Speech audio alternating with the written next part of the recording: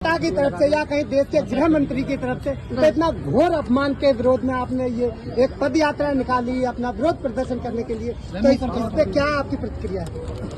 मेरी बाबा साहब को साधारण व्यक्ति नहीं थे, उनका देश में बहुत सम्मान है, विदेशों में सम्मान है, और ये आज उसका अपमान कर रहे हैं, तो ये दुख की बात है। और हमें इससे बड़ा लोगों को ठेस पहुंची है, यही कारण है कि इतने लोग यहाँ इकट्ठे हुए और बाबा साहब के चरणों में हमने शपथ ली है कि हम बाबा साहब के बताए हुए रास्ते पे चलेंगे। ये तो कुछ दिन की सरकारें हैं, ये तो आगे झटके से और झटके से चले जाएंगे ये लोग। नेताजी, जिस तरीके से कोई भी सांसद हो, विधायक हो या कोई भी नेता बनता है, लोकसभा विधानसभा कहीं पर भी जाता है, वो संविधान की शपथ लेकर जाता है। और हमारे संविधान निर्माता बाबा साहब को 3-3, 4-4 बार इस तरीके से कहा गया और कहा गया कि अगर इतना नाम वो किसी भगवान का लेते तो वो 7 बार उनका स्वर्ग में जो सुरक्षित स्थान हो जाता। तो ऐसे नेता खुद स्वर्ग में क्यों नहीं चले जाते, जिनको स्वर्ग ही ज्यादा पसंद है? आप क्या कहेंगे? असली अभी लोग समझ नहीं पाए इनको, इनके जो दिल में है ये पहली बार उगले हैं। ये चाहते देश का संविधान जब बना था, इन्होंने हमारे संविधान को नहीं माना था, हमारे देश के झंडे को नहीं लगाया था इन्होंने, तिरंगा को। आईडी ऊपर करिए। आज ये इनकी जो अंदर मन की टीस है वो बाहर आ गई है। अब तो हमारे पूर्वांचल के भाई को कह रहे हैं ये बांग्लादेशी है। अब इनको लगा लीजिए किस किस को क्या कहेंगे। सरदार आंदोलन कर दे तो खालिस्तानी है, कोई और कर दे तो कोई वो भी खालिस्तानी है। नेताजी, जिस तरीके से भाजपा सरकार देश में है, तब दलित सवर्ण की लड़ाई करती है, हिंदू मुस्लिम की लड़ाई करती है, इस तरीके की लड़ाई करके ये केंद्र में बैठे हुए हैं, लेकिन फिर भी जनता इनको वोट दे रही है और ये अपनी कुर्सी तक पहुंच जाते हैं। क्या कारण है कि जनता इनको वोट दे रही है या कोई और तरीका है कि जीत के पहुंच रही है? क्या है, जनता इनकी बातों में अभी सुन रही है, ये लोगों की भावना भड़का के वोट लेते हैं। अब ये सुबह के टाइम घूमेंगे, हम एक है, हम एक कर देंगे, 2-4 कर देंगे, तो ये लोगों की भावनाओं को भड़काते हैं। ये कोई हिंदू धर्म में ये काम नहीं है। हिंदू धर्म में ये कि सबको साथ लेके चलो, 36 बिरादर को साथ लेके चलो। ये सिर्फ कुर्सी के लिए भगवान को इस्तेमाल कर रहे हैं। आम आदमी पार्टी के जो राष्ट्रीय अध्यक्ष है, उनके भी ऑफिस में एक तरफ बाबा साहब, एक तरफ भगत सिंह जी की फोटो लगी है। वो बाबा साहब को मानने की और बाबा साहब की विचारधारा को आगे बढ़ाने की बात करते हैं, इसीलिए आप भी उनकी विचारधारा को आगे बढ़ाते हुए आपने पद यात्रा की। इससे आप जनता को क्या मैसेज देना चाहते हैं? मैं यही देना चाहता हूँ भाई, लोग समझो, इनकी बातों में मत आओ। ये फिर धोखा देंगे आपको, ये फिर करेंगे कि हम असली हिंदू हैं। अब इनसे पूछो असली कहाँ गए हैं ये? इन्होंने देश की आजादी में कोई भाग लिया, हिस्सा लिया देश की आजादी में? हम तो जो पार्टी का आदेश होगा वो करेंगे। अच्छा, भारत रत्न जैसा महापुरुष भी अगर सम्मान से वंचित रहेगा तो फिर आखिर सम्मान का हकदार कौन?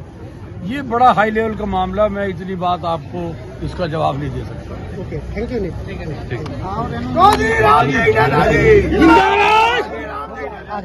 आराम से। अब इनको नशा चढ़ रहा है सत्ता का, ये सत्ता का नशा बोल रहा है, ये नहीं बोल रहे। ठीक है, आप इस प्रेस आपने जो आप पदयात्रा के माध्यम से पूरे क्षेत्रवासियों को क्या मैसेज दिया है? उनको मैसेज दिया है, देखो ये हमारे पूर्वजों को किस तरह अपमानित कर रहे हैं, ये अपने आप को नेता कहते हैं, ये इनको शोभा नहीं देती बात। सबसे पहले तो बाबा साहब के चरणों में नमन करता हूँ।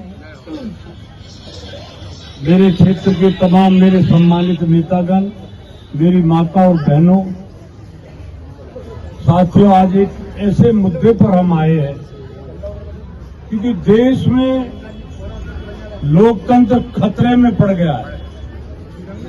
जिसने इस भारत का निर्माण किया, भारत का संविधान बनाया, जिसको गरीब लोग अपना भगवान भी मानते हैं, आज उसके बारे में कल जो कुछ राज्यसभा में कहा, ये बहुत अभिमान की बात है।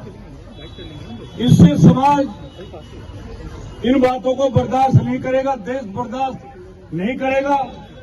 इन्होंने सिर्फ ये सोच रखा है कि लोग हमें वोट दे देते हैं।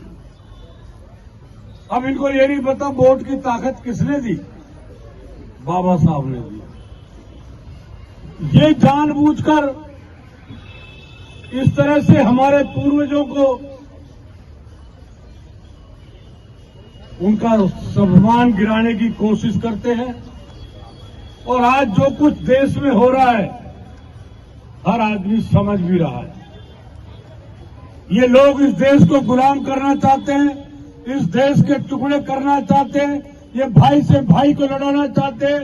ये देश में इनके पास कोई विकास का एजेंडा नहीं है, इनके पास सिर्फ झूठ और आपस में हिंदू मुसलमान की बात करना। अब तो ये हमारे पीछे पड़ गए। एक नेता ने और कह दी, ये जो पूर्वांचल के है ना, ये भी रोहिंग्या मुसलमान है, बांग्लादेशी है। अब इनको लगा लो, पूर्वांचल के भाइयों को भी किसी को छोड़ नहीं रहे। ये दुर्भाग्य की बात है, ऐसे लोग राजनीतिक में ऊपर पहुंच गए। आज वो समाज को कुछ नहीं समझ रहे। ये हमें आप पे समझना होगा।